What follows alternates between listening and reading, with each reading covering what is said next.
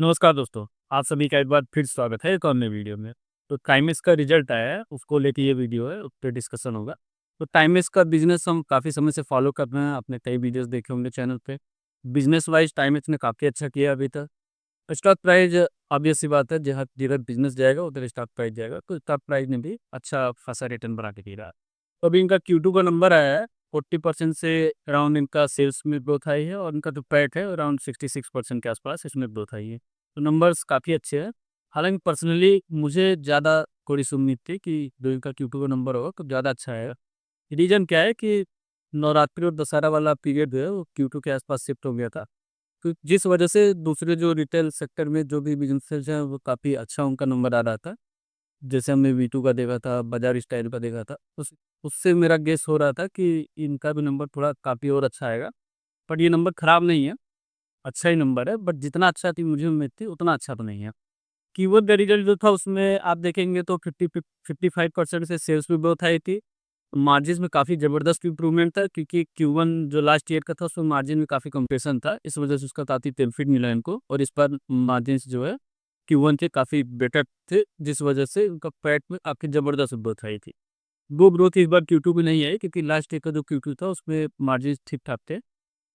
But वहाँ से improvement हुआ है, इम्प्रूवमेंट की वजह से ही आप देखेंगे कि जो 40% का सेल्स बढ़ा है, बट इनका जो पैट है वो अराउंड 66% से बढ़ा है। तो मार्जिन में इम्प्रूवमेंट हुआ है बट उतने गैप से इम्प्रूवमेंट नहीं हुआ है, उतना ज़्यादा इम्प्रूवमेंट नहीं हुआ है, जिस वजह से उतना ज़्यादा मनी-फोल्ड नहीं इंक्रीज़ हुआ है पैट। बट जो इनका आगे Q3 का रिज़ल्ट आएगा, उसको आप गेस कर सकते हैं कि लास्ट ईयर जो Q3 था, उसमें इनके मार्जिन में कंप्रेशन था। इस बार उम्मीद करिए कि कंप्रेशन नहीं होगा। इस बार मार्जिन्स अच्छे रहेंगे और अच्छे रहेंगे तो फिर वही होगा कि प्रॉफ़िट में काफ़ी ज़बरदस्त उछाल आएगी इस बार के Q3 में। तो अभी तक पूरा जो H1 रहा है मतलब Q1 और Q2 उसमें तो हमें ये क्लियर कट दिखा है कि 40-50% के रेंज में इनका सेल्स ग्रोथ रहेगा। मार्जिन्स में भी ठीक-ठाक इम्प्रूवमेंट है, जिसका कि इनको बेनिफिट मिल रहा है। अब आगे Q3 का भी मैंने आपको आइडिया दे दिया कि उसमें भी मार्जिन के इम्प्रूवमेंट के होने के काफ़ी ज़्यादा चांसेज़ हैं, क्योंकि लास्ट ईयर का जो Q3 था उसका मार्जिन्स काफ़ी ख़राब था। तो उम्मीद करते हैं इस बार वो ऐसा नहीं रहेगा। अच्छा मार्जिन में ये इस बार बनाएँगे तो वहाँ से आपको मार्जिन में इम्प्रूवमेंट दिख जाएगा। Q4 में भी थोड़ा बहुत इम्प्रूवमेंट हम उम्मीद कर ही सकते हैं क्योंकि प्रीमियमाइज़ेशन का जो गेम खेल रहा है, तो जैसे-जैसे प्रीमियम प्रोडक्ट्स का सेल्स बढ़ेगा, इनके ओवरऑल सेल्स में उनका उसका कंट्रीब्यूशन बढ़ेगा, तो मार्जिन्स अपने आप इंप्रूव होंगे। तो ये जो पूरा फाइनेंशियल ईयर चल रहा है FY26 इसमें हम उम्मीद कर सकते हैं कि टाइमेक्स जो है अराउंड 40-50% के रेंज में इनका सेल्स में ग्रोथ आएगी। कुछ तो मार्जिन्स पे इम्प्रूवमेंट आएगा एटलीस्ट 2-2.5% इम्प्रूवमेंट पैट लेवल पे जो मार्जिन है उसमें आप उम्मीद कर सकते हैं कि इम्प्रूवमेंट पूरे फाइनेंशियल ईयर में लगेगा। तो यहाँ से जो है पैट ऑलमोस्ट डबल हो जाएगा, मतलब सेल्स में मान के चलिए 40-50% की ग्रोथ आएगी, पर जो पैट होगा, जो ईपीएस होगा FY25 का और उससे जब आप FY26 का कंपेयर करेंगे जो कि मतलब Q3, Q4 आने के बाद, तो मान के चलिए कि अराउंड 100% के आसपास पे ईपीएस में ग्रोथ आ जाएगी। थोड़ा बहुत नीचे-ऊपर हो सकता है। और ये Q3 का जैसा ही सॉरी Q2 का जो इनका नंबर आया, तो जैसे ही इनका ईपीएस का नंबर आया, तो बढ़े हुए ईपीएस की वजह से आप देखोगे कि जो टाइम्स का स्टॉक 85 के आसपास 80-85 के पी मल्टीपल पे ट्रेड करता था, वो तुरंत जो है 65-66 की रेंज में आ गया। अच्छा, ये टाइम्स के कौन-कौन से ब्रांड्स का सेल्स वाइज़ क्या परफॉर्मेंस है, अगर उसको हम देखें तो वर्साचे जो है उसने 57% का सेल्स में ग्रोथ दिखाया है। टाइमेक्स ने 52% का दिखाया, गेस जो है वो 45% से उसमें सेल्स में ग्रोथ आई है। तो ये टॉप 3 ब्रांड्स हैं इनके जो सेल्स ग्रोथ का जिनका परफॉर्मेंस अच्छा रहा है। तो वर्साचे जैसा कि आप समझ ही रहे हैं वो प्रीमियम सेगमेंट में है। तो जैसे-जैसे प्रीमियम सेगमेंट का सेल्स बढ़ेगा वैसे-वैसे मार्जिन्स में इम्प्रूवमेंट होता चलेगा। दूसरा एक और इम्पोर्टेंट पॉइंट है कि जो इनका सेल्स चैनल देखेंगे आप तो ई-कॉमर्स में के अराउंड 50% 52% का सेल्स में ग्रोथ आया है और जो इनका ट्रेडिशनल ट्रेड चैनल है उसमें 30% की ग्रोथ आई है। तो अब ई-कॉमर्स वाले सेगमेंट में भी जैसे-जैसे ज़्यादा ग्रोथ आएगी, जो इनका ओवरऑल सेल्स है, उसमें ई-कॉमर्स वाले सेगमेंट का जैसे-जैसे रेवेन्यू शेयर बढ़ेगा, वैसे-वैसे मार्जिन और इम्प्रूव होगा। क्यों इम्प्रूव होगा? क्योंकि जो ई-कॉमर्स वाला है वो काफ़ी एसेट लाइट हो जाता है, उसमें आपको स्टोर्स नहीं सेटअप करने होते हैं। स्टोर लगाने के जो स्टोर चलाने के जो खर्चे होते हैं वो सब नहीं आते हैं। तो वो सब कॉस्ट आपको नहीं आते हैं तो आपको मार्जिन ज़्यादा बनता है। तो कोई भी बिज़नेस जो ई-कॉमर्स के लिए अच्छा ग्रोथ दिखा रहा है वो मार्जिन में उसके इम्प्रूवमेंट आता चलेगा।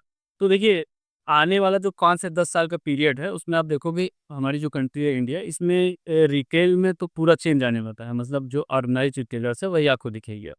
तो जो पूरा मार्केट शेयर है, वो तो या तो ऑर्गेनाइज़्ड रिटेलर्स के पास होगा या फिर कुछ पोर्शन क्विक कॉमर्स के पास होगा, जो क्विक कॉमर्स है।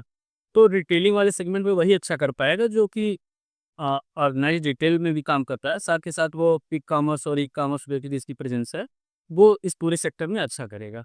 तो टाइमलेस को लेके उम्मीदें ज़्यादा हैं। 8 को आएगा एथोस का रिज़ल्ट, तो एथोस का जो रिज़ल्ट रहेगा उसका भी इम्पैक्ट टाइमलेस को पड़ेगा। जैसा कि लास्ट क्वार्टर में एथोस ने अराउंड 25% के आसपास से रेवेन्यू ग्रोथ दिखाया था।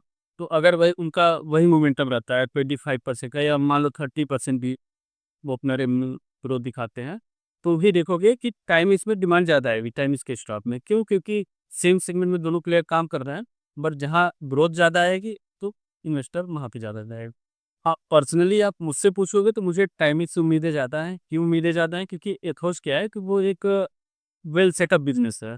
मतलब वो पूरा प्रीमियम सेगमेंट में ही प्ले करता है, मतलब एक प्रीमियम प्लेयर बन चुका है। बट जो टाइमेक्स है वो पूरी तरह से प्रीमियम प्लेयर बना नहीं है, वो एक मास प्लेयर है, वहाँ से वो प्रीमियम की तरफ शिफ्ट कर रहा है। तो एथोस यहाँ पे खड़ा है, टाइमेक्स यहाँ पे खड़ा है। तो अगर टाइमेक्स कल को पूरी तरह से प्रीमियम प्लेयर बन जाता है और यहाँ के खड़ा हो जाता है, तो ये जर्नी में पैसा बनेगा। और एथोस तो ऑलरेडी जो है यहाँ पे खड़ा हुआ है, मतलब उसमें इम्प्रूवमेंट की ज़्यादा कोई गुंजाइश नहीं है।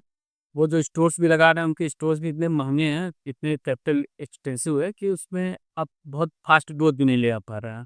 और एथोस के बिज़नेस में आपका जितना ज़्यादा डिस्ट्रीब्यूशन आप बढ़ाएँगे, उतना ज़्यादा आपका रेवेन्यू में ग्रोथ आएगा। बट मार्जिन के फ्रंट पे उनके पास ज़्यादा कुछ स्कोप बचा नहीं, ज़्यादा गुंजाइश नहीं है। वो ऑलरेडी एक हाई टिकट आइटम्स उनके पास हैं, जो वो सेल कर रहे हैं, उनका एवरेज सेलिंग प्राइस 2 लाख के आस-पास है। तो वहाँ पे ज़्यादा कुछ गुंजाइश नहीं है। बट टाइनिज़ के पास अभी बहुत देर था, तो टाइनिज़ के पास गुंजाइश ज़्यादा है, स्कोप ज़्यादा है ग्रोथ लाने का। वो अभी तक करते हुए भी दिख रहे हैं, अगर ये चीज़ें आगे कंटिन्यू रहते हैं तो बिज़नेस वाइज़ ये अच्छा बिज़नेस जाएगा, अच्छा उस हिसाब से हमारा स्टॉक प्राइस डिटरमिनेंट देगा। बट ये मेरा अपना पर्सनल ओपिनियन है, कोई बाइंग या सेलिंग रिकमेंडेशन नहीं है। आप अपनी खुद की रिसर्च के आधार पे अपने स्टॉक एडवाइज़र से कंसल्ट करके ही बाइंग या सेलिंग से रिलेटेड कोई भी डिसीजन लेंगे। साथ ही अगर आपको मेरा वीडियो पसंद आता है तो आप इसे लाइक कर सकते हैं, चैनल सब्सक्राइब कर सकते हैं। साथ ही बेल आइकन भी प्रेस कर दीजिए ताकि मैं आगे जो भी वीडियोज़ डालूँ उसकी नोटिफ़िकेशन आपको टाइम भी मिले।